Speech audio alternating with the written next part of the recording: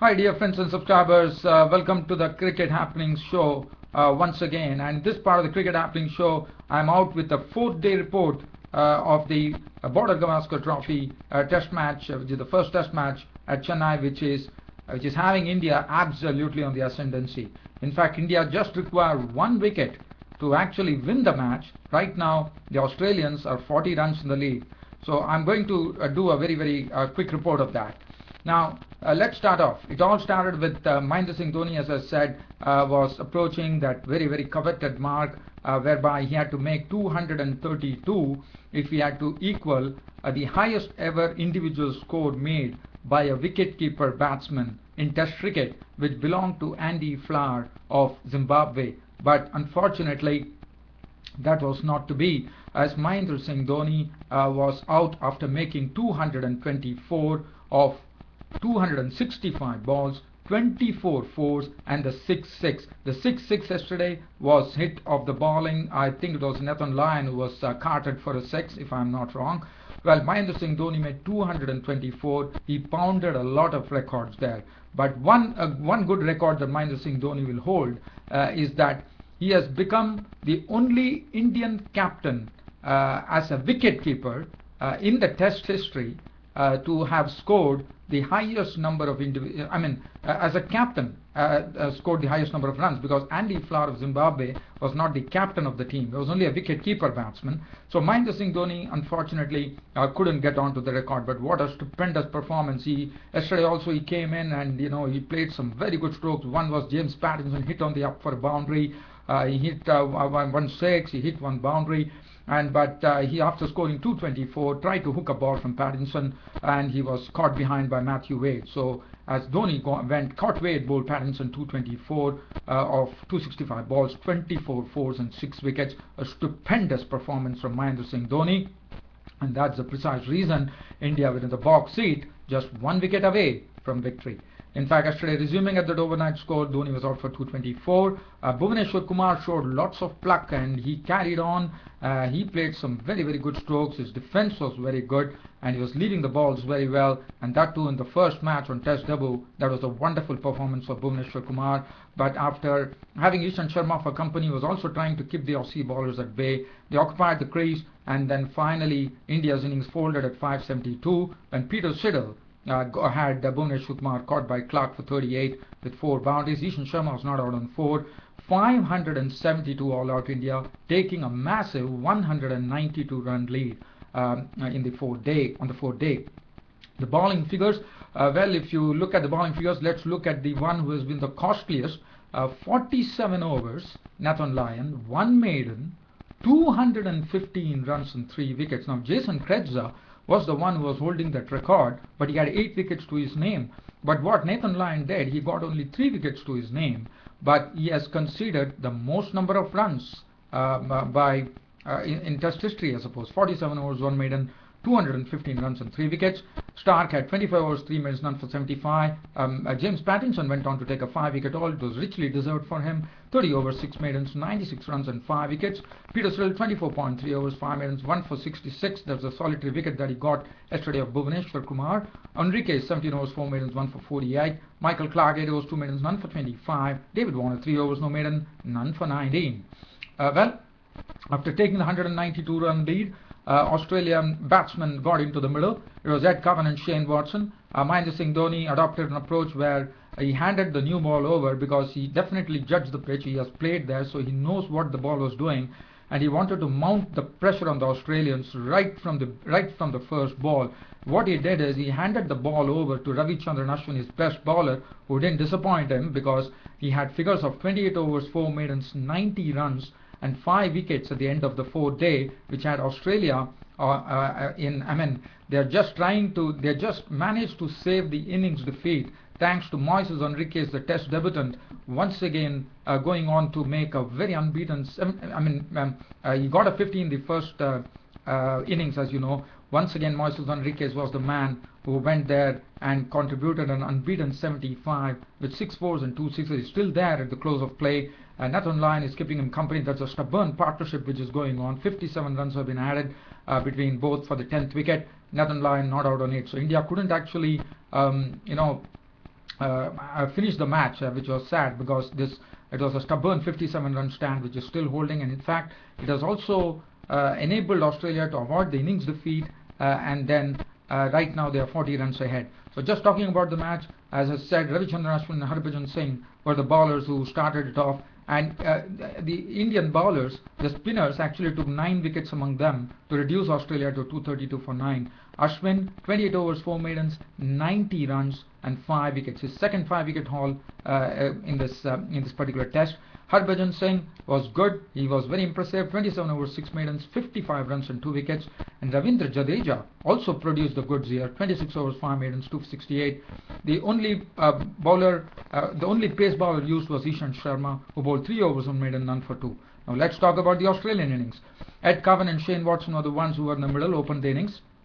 They were pretty watchful against Ashwin and Harbhajan Singh.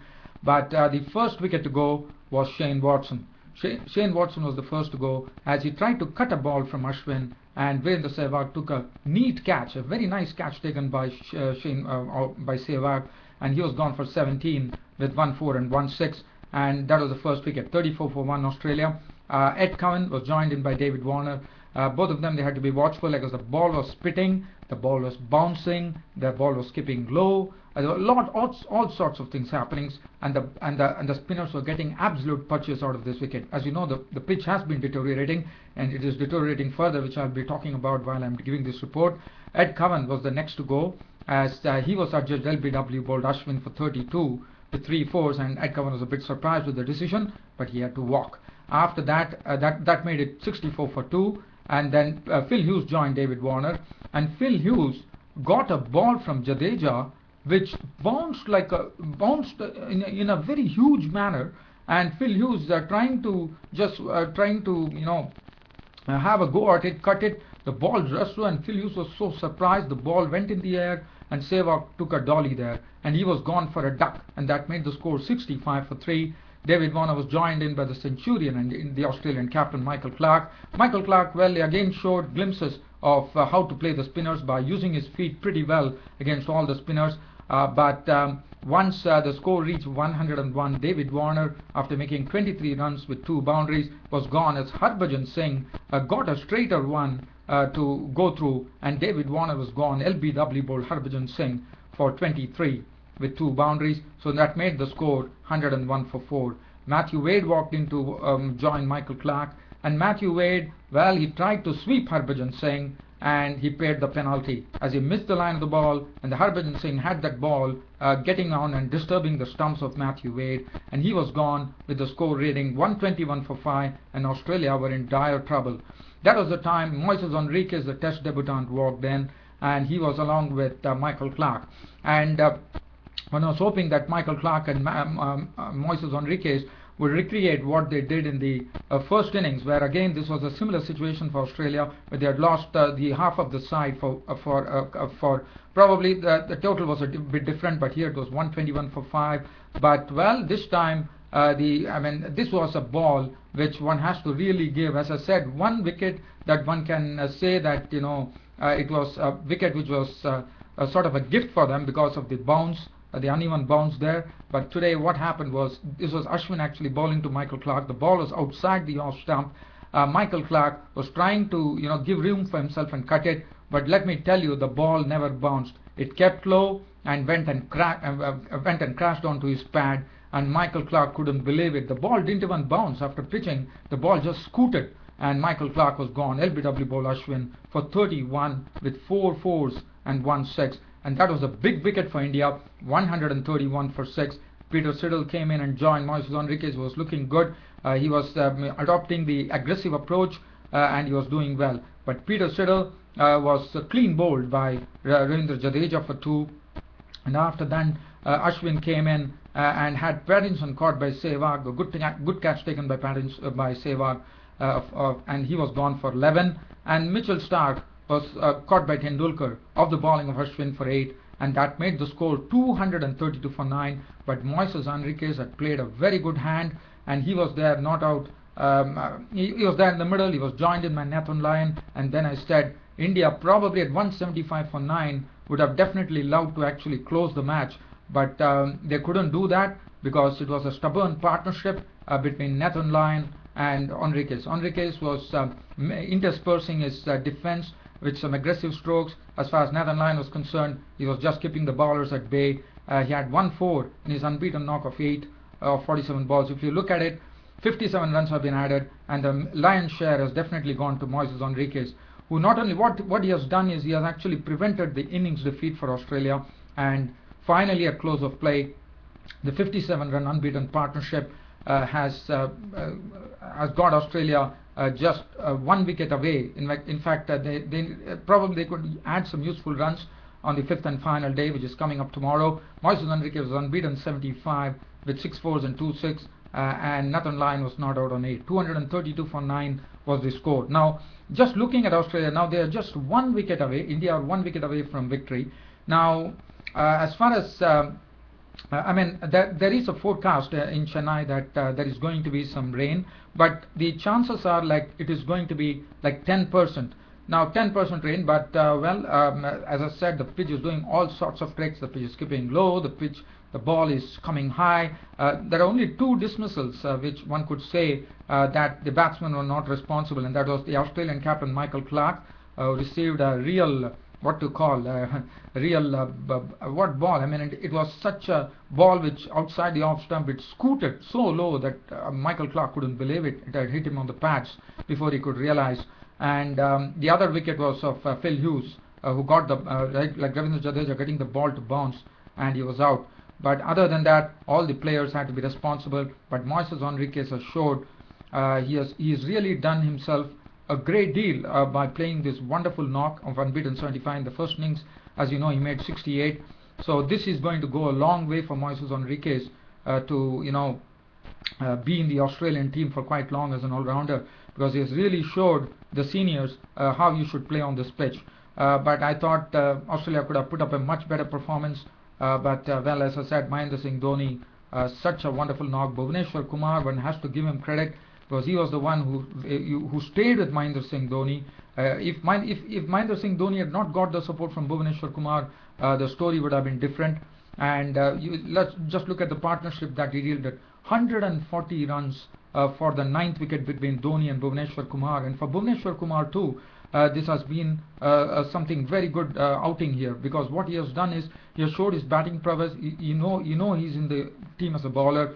One knows that now he has an all-round prowess there, and in the first match to show such test match temperament is something which is absolutely commendable, and that too on his first test match absolutely against the Australians. I thought Bhuvneshwar Kumar, one has to really take into account that Bhuvneshwar Kumar has also played equally good role to actually give support to Dhoni and help Dhoni reach his double century. Not only that, help India achieve a massive first innings lead of 192, and then Australians absolutely on the rack at 232 for 9. Well, as I said, rain 10% chances, but I'm sure the writing is on the wall.